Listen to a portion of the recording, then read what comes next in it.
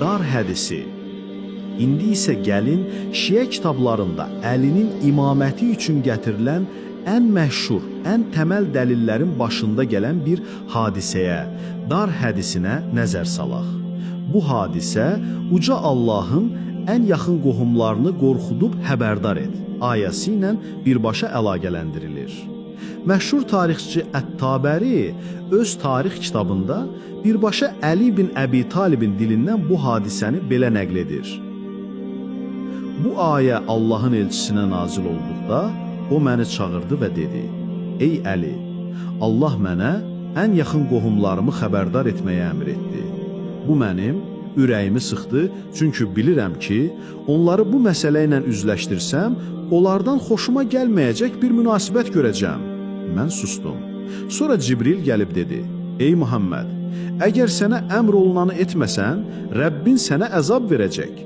Ona görə də mənim üçün biraz yemək hazırla, üzərinə bir qoyun qıçı qoy, böyük bir qabda süd doldur və sonra Abdülmuttəlib oğullarını mənim üçün topla ki, onlarla danışım. Mən onun buyurduqlarını etdim və onları evinə dəvət etdim. Onlar o gün 40 nəfər idilər.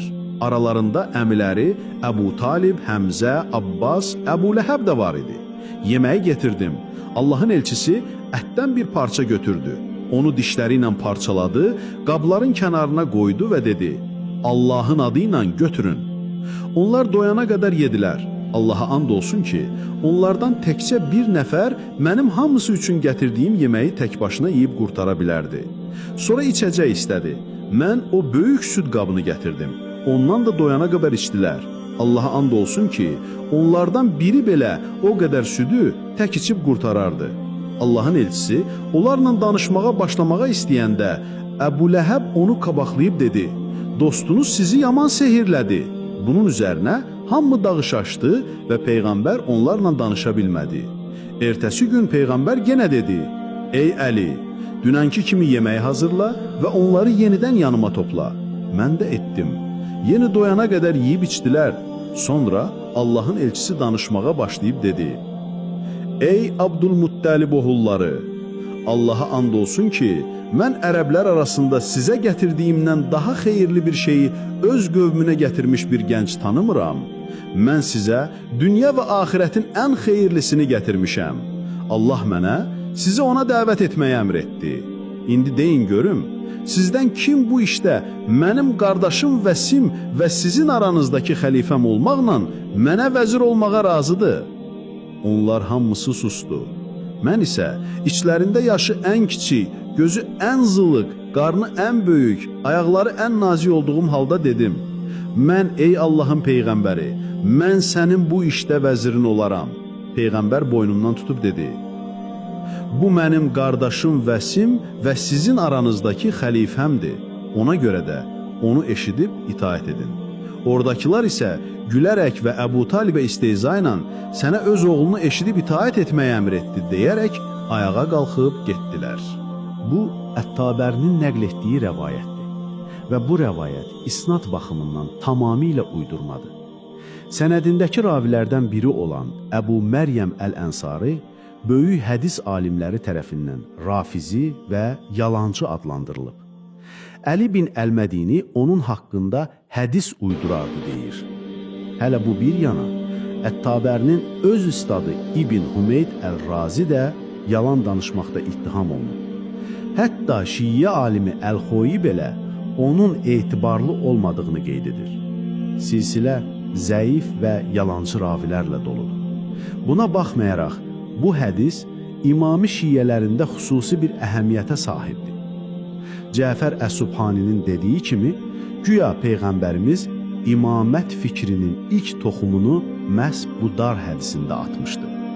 Bir başqası yazır ki, bu hadisə Əlinin mərtəbəsini bəyan etməyin ilk addımı idi. Əli Əl-Milani isə daha da irəli gedərək iddia edir ki, sanki Peyğəmbər elə ilk gündən 3 şeyi eyni anda təbliğ etməklə əmr olunmuşdu: tövhidi, öz peyğəmbərliyini və özündən sonra Əlinin xilafətini. İndi gəlin bu hadisənin başqa variantlarına da nəzər salaq. İmam Əhməd öz müsnədində fərqli bir versiya rəvayət edir. Hekayənin möcüzəvi yemək hissəsi eynidir, lakin peyğəmbərin təklifi fərqlidir. O deyir: "Ey Abdülmuttəlib oğulları, hansınız mənə qardaşım və yoldaşım olmaqda beyyət edəcək?" Diqqət edin.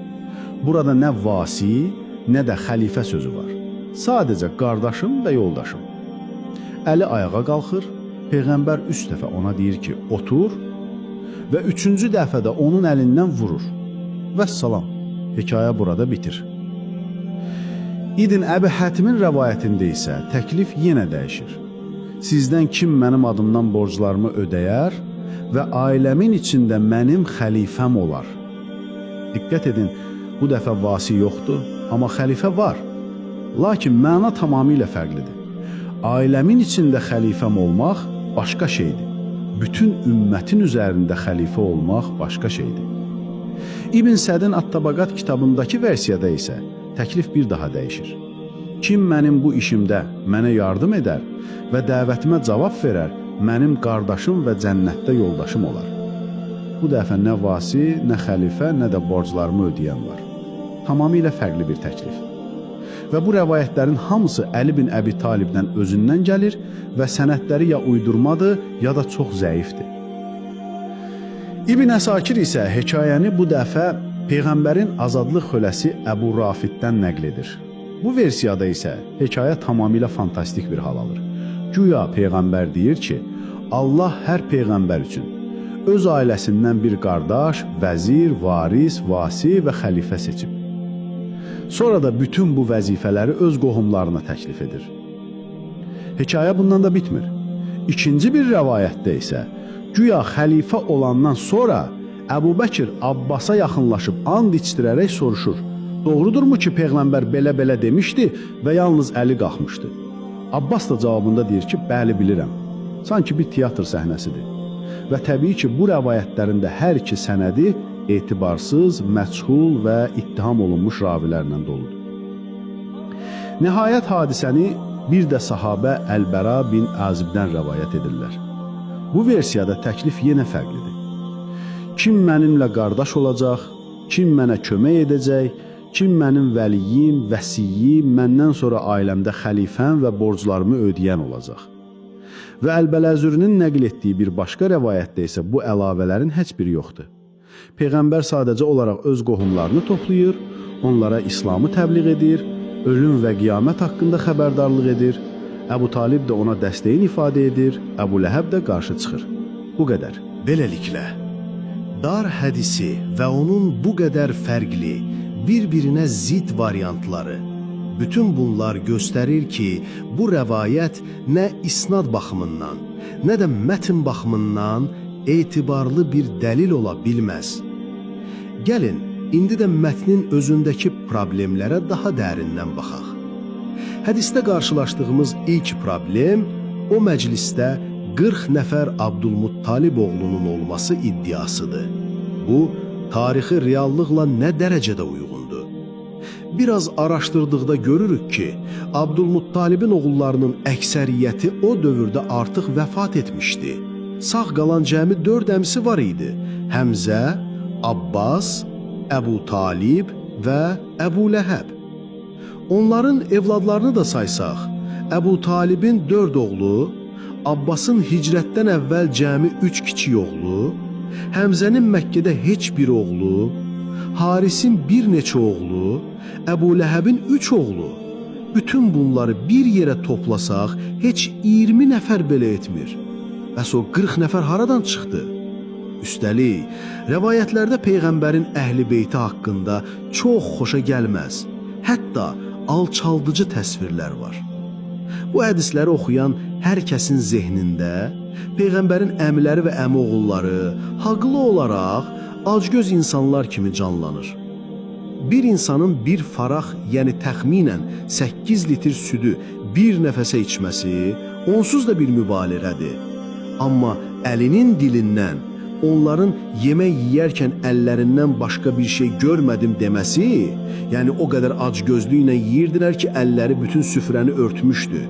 Bu nə təsvirdir? Ən dəhşətlisi isə Əlinin özünün kərramallahu vəchəhu çox çirkin bir şəkildə vəsf olunmasıdır.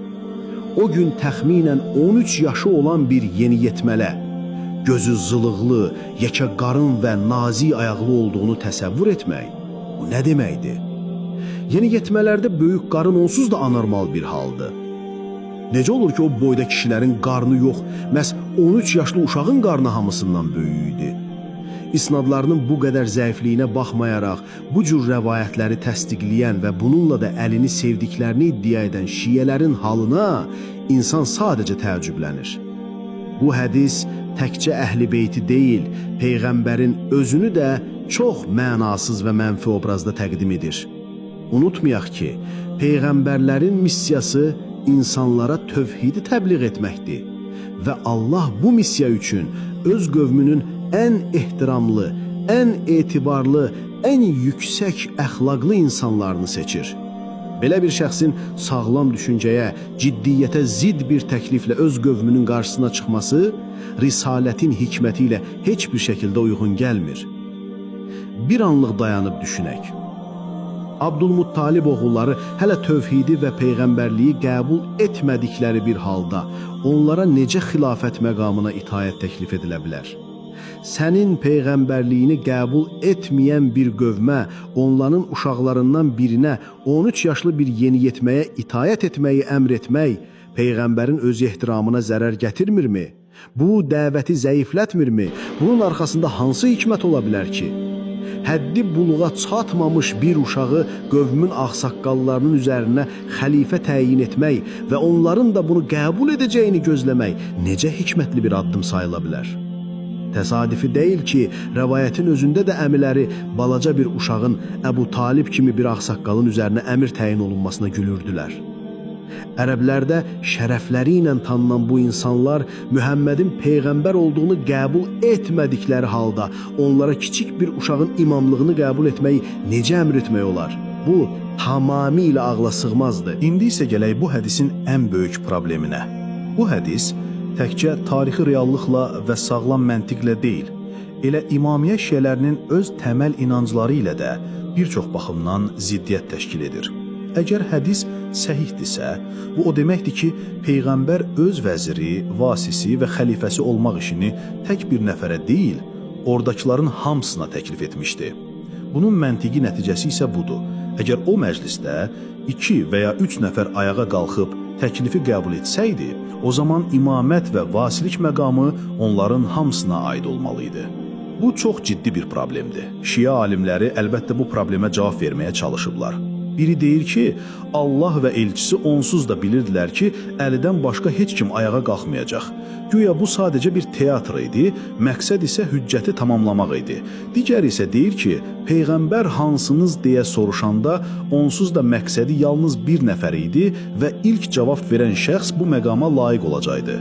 Bu cavabların heç biri qənaət bəxş deyil. Lakin əsl faciə başqa yerdədir. Diqqətdən yayılan əsas məqam budur ki, Şiə inancına görə imamlıq məqamı peyğəmbərlik məqamı ilə ekizdir. O, ilahi bir təyinatdır. İnsanlar onu öz əməlləri, səyləri və ya seçimləri ilə qazana bilməzlər. Əl-Kafidəki rəvayətdə deyildiyi kimi, imamlıq fəziləti insanın öz istəyi və qazancı ilə olmaz, əksinə, bu Allahın xüsusi seçməsi ilə olur. Mühəmməd Baqir Əs-Sadr yazır ki, mərcilik məqamını çalışqanlıqla qazanmaq olar. Amma peyğəmbərlik və imamət, bu ikisi Rəbbani bir əlaqədir və səy ilə əldə edilməsi mümkün deyildi. Əş-Şərif Əl-Murtada isə qəti şəkildə deyir ki, bizim rəyimiz budur ki, imamlıq layiqliklə qazanılan bir məqam deyil. Yaxşı, əgər imamlıq insanın öz seçimi ilə, əməyi ilə qazana biləcəyi bir məqam deyilsə, üstəlik Şiə inancına görə ömründə bircə dəfə bütə səcdə etmiş bir insanın imam olması qeyri-mümkündürsə və imam olacaq şəxsin doğuşdan məsum olması şərtdirsə, bütün bunlar nəzərə aldıqdan sonra dar hədisi ilə bağlı çox sadə, amma çox ölümcül bir sual ortaya çıxır. Peyğəmbərin Həmzə və Abbas kimi iman etmiş, lakin həyatlarının bir dönəmində bütlərə ibadət etmiş məsum olmayan əmlərinə heç bir halda sahib ola bilməyəcəkləri, insanın öz seçimi ilə qazanması mümkün olmayan bir məqamı təklif etmək nə dərəcədə məntiqlidir? onların heç bir seçimləri və qüdrətləri olmayan bir məsələdə onlara bir təklif sunmaq, sonra da onları qəbul etmədikləri üçün məzəmmət etmək bu şiə məzhəbinin öz ədalət prinsiplərinə belə zidd deyilmi? Cavab bəllidir. Bəli, ziddir. Çünki onların öz qaydalarına görə insanın gücü çatmayan bir şeylə mükəlləf qılınması çirkin və qəbul edilməz bir əməldir. Və dar hədisində Əlidən başqa hamısının imam olması üçün onların öz əqidələrinə görə aradan qaldırılması mümkün olmayan maneələr var idi. İndi isə gələk hekayənin ən ağrılı, ən ziddiyyətli nöqtəsinə. Bəs Əbu Talib? Bəli, Əbu Talibin o məclisdə iştirak etməsi və Peyğəmbərə dəstək olmaqdan imtina etməsi iddiası bu rəvayətdəki ən böyük problemdir. Çünki Peyğəmbərin əmisi Əbu Talib məhz qardaşı oğluna kömək olduğu üçün, ona dəvətində sona qədər dəstək göstərdiyi üçün Qureyş tərəfindən ən ağır cəfaları və əziyyətlərə məruz qaldı. Amma buna baxmayaraq, o bir an belə dəstəyini geri çəkmədi. Bu məsələdə məzhəblərindən asılı olmayaraq bütün müsəlmanlar ittifaq ediblər. Əbu Talibin bu barədə yazdığı şeirlər tarix kitablarında qızıl hərflərlə həkk olunub. Bir beytində deyir, Allaha and olsun ki, mən torpaqda dəfn olunmadığım müddətcə, hamılıqla gəlsələr belə səni çata bilməzlər. Ona görə də heç çəkinmədən işinə davam et. 12 imam şiyələrində isə Əbu Talibin məqamı bundan da üstündür. Çünki onlar Əbu Talibin mömin olduğuna, iman əhli olduğuna etiqad edirlər. Şeyx Əl-Mufid yazır ki, Əbu Talibin imanına ən böyük dəlil onun Peyğəmbərə olan saf sevgisi və ona hər cür dəstək olmasıdır. O hətta iddia edir ki, Əbu Talib vəfat edəndə Cəbrail Peyğəmbərə gəlib dedi, ey Muhammed, Rəbbin sənə salam göndərir və deyir, Məkkədən çıx, çünki sənin dəstəkçin öldü. Allah özü onu Peyğəmbərin dəstəkçisi adlandırır. Yusuf Əl-Bəhrani isə daha da irəli gedərək, əgər Əbu Talib olmasaydı, İslam dini ayaqda qala bilməzdi deyir. Onlar üçün Əbu Talibin mömin olması o qədər önəmli bir məsələdir ki, bunun əksini düşünənləri cəhənnəmlə təhdid edirlər. Bir rəvayətdə İmam Rıza, Əbu Talibin imanında şəkk edən şəxsin gedəcəyi yerin cəhənnəm olacağını söylüyor. İmam Sadiq isə onun cəhənnəmdə olduğunu deyənlərə Allahın düşmanları yalan danışırlar deyə cavab verir. Hətta Şeyx Əs-Saduq bunun şiəliyin təməl etiqadlarından biri olduğunu yazır. Hələ bu harasıdır? Onlar iddia edirlər ki, Əbu Talib təkcə mömin deyil, o İbrahim və İsmail peyğəmbərlərin vasilərindən biri, yəni özü də bir növ ilahi hüccət idi. Əliyə nisbət edilən bir rəvayətdə Peyğəmbərdən əvvəlki son vasinin onun atası olduğu deyilir. Bəziləri isə daha da irəli gedərək onun Peyğəmbəri də belə iddia edirlər.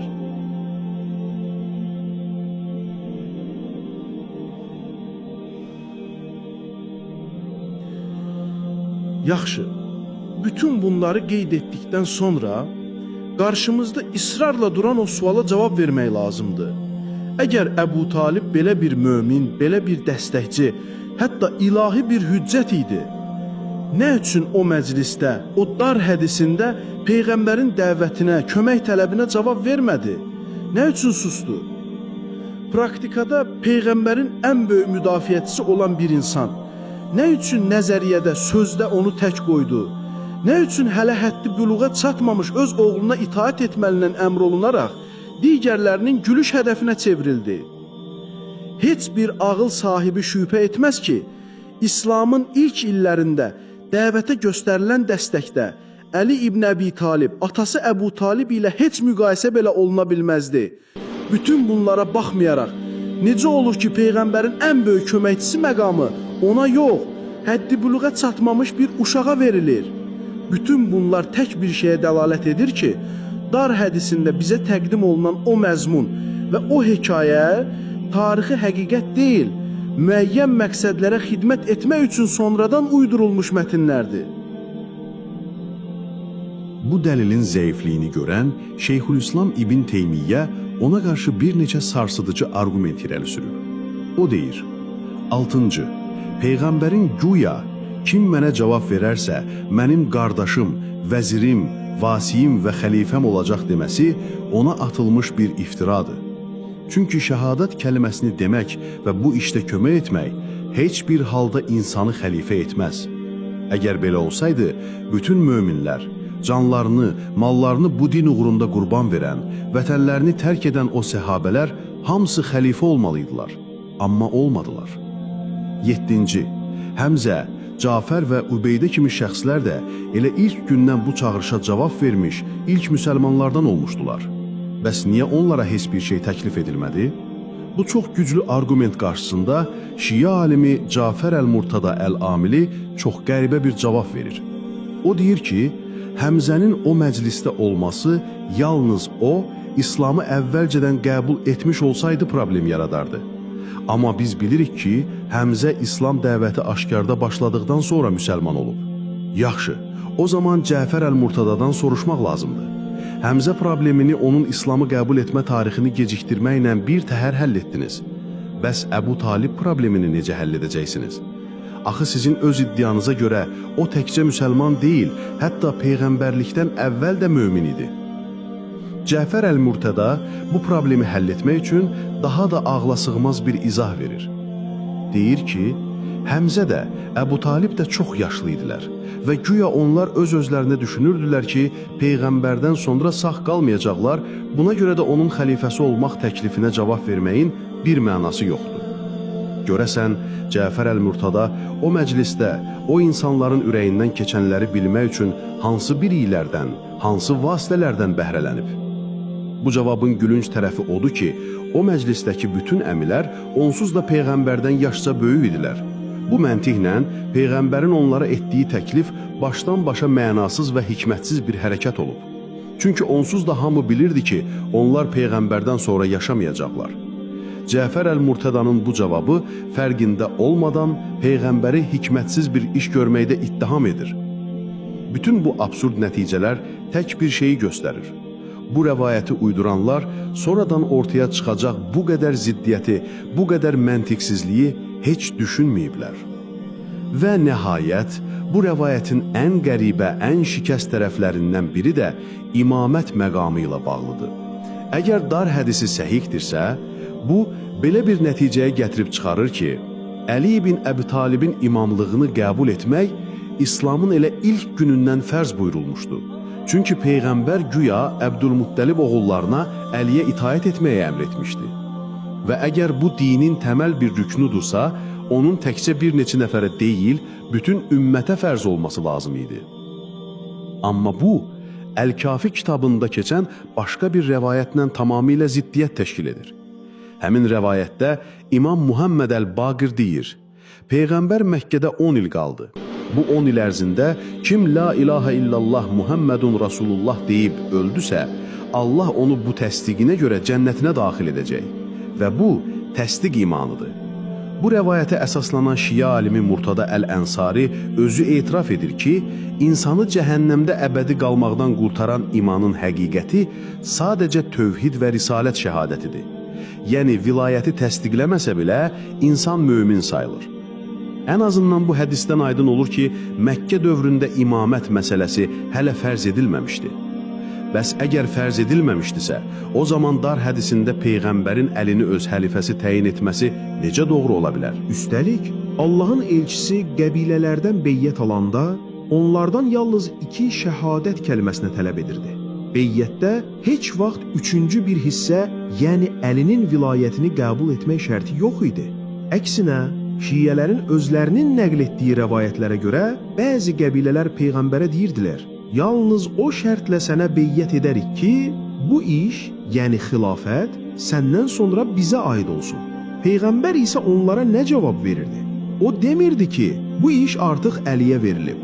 Xeyr, o deyirdi, bu iş Allaha aiddir. Dilərsə sizə verər, dilərsə başqasına. Çox maraqlıdır, deyilmi? Nə üçün Allahın elçisi, əgər məsələ artıq dar hədisində həll olunmuşdusa, onlara bu cavabı verirdi? Əgər vilayət məsələsi nübüvvət qədər əsaslı bir məsələdirsə, Peyğəmbərin İslamı qəbul etmək istəyən insanlardan bu barədə heç bir şahidlik tələb etməməsi necə mümkün ola bilər? Dar hədisinin zahirində imamət inancı ilə ziddiyyət təşkil edən daha bir məsələ isə imamlıq məqamının sanki bir seçim və qazanılan bir şey olduğu təəssüratını yaratmasıdır. Dediyimiz kimi, İmamiyyə məzhəbində bu batil bir təsəvvürdür. Amma hədislərin heç birində Peyğəmbər qonaqlarına bu məsələni izah etmir. Onlara bu məqamı təklif etdikdən sonra əslində siz istəsəniz belə bu məqam sizin üçün mümkün deyil demir. Halbuki, əgər təklifdən yanlış bir təsəvvür yaranırsa, o xətanı düzəltmək, həqiqəti bəyan etmək Peyğəmbərin ən təməl vəzifəsidir. Və nəhayət, dar hədisi şiələrin özlərinin digər hədisləri ilə də ziddiyyət təşkil edir. Əl-Kafi kitabında rəvayət edilir ki, Peyğəmbər vəfat edəcəyi zaman əmisi Abbası və Əliyi çağırıb mirasını, borclarını və vəsiyyətlərini qəbul etməyi ilk olaraq Əbbasa təklif edir. Abbas imtina etdikdən sonra Peyğəmbər üzünü Əliyə çevirib eyni təklifi ona edir və Əli qəbul edir. Bu qəribə deyilmi? Əgər İslamın ilk günündə, dar hədisində bu miras artıq Əliyə verilmişdisə, sonra Tabukda, Qadixunda bu təkrar bəyan edilmişdisə, Peyğəmbər ölüm yatağında ikən niyə yenidən bu məqamı əmisi Abbasa təklif etsin ki? Aşkar olan budur ki, Əlinin imamlığını isbat etmək istəyən qruplar bu rəvayətləri bir-birlərindən xəbərsiz şəkildə uydurublar. Arada heç bir koordinasiya olmayıb və buna görə də bu cür açıq-aşkar ziddiyyətlərlə qarşılaşırıq. Əslində isə Peyğəmbərin öz qohumlarını xəbərdar etməsi hadisəsinin əsli və kökü tarixən tamamilə sabitdir. Lakin bu hadisə şiə rəvayətlərində təsvir edildiyi kimi baş verməyib. Bizə səhih və etibarlı sənədlərlə çatan həqiqət budur. Ən yaxın qohumlarını qorxudub xəbərdar et ayəsi nazil olduqda Allahın elçisi Səfa təpəsinə qalxıb və uca səslə ərəblərin təhlükə anında işlətdikləri "Yə sabahəh" nidası ilə səsləndi. İnsanlar onun ətrafında toplandılar.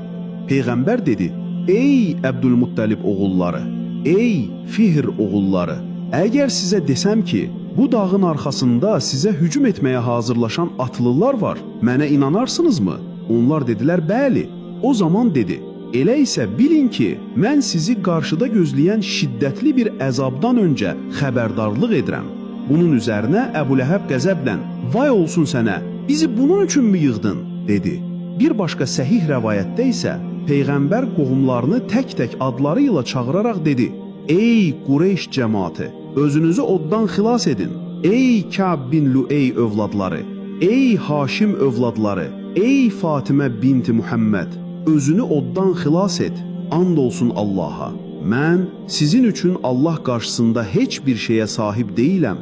Səhabələrdən səhih və sağlam sənədlərlə gələn bu rəvayətlər göstərir ki, ayə nazil olduqda Allahın elçisi öz qohumlarını gizli bir evdə deyil, ictimai şəkildə açıq-aşkar xəbərdar edib və onlara xilafət və ya vasiliyi vəd etməyib. Əksinə, hər kəsin özünü cəhənnəm odundan öz əməlləri ilə xilas etməli olduğunu bildirib. Dar hədisi isə nə isnad baxımından, nə də mətin baxımından bu səhih həqiqətlər qarşısında dayana bilməyən, sonradan uydurulmuş bir hekayədən başqa bir şey deyildir.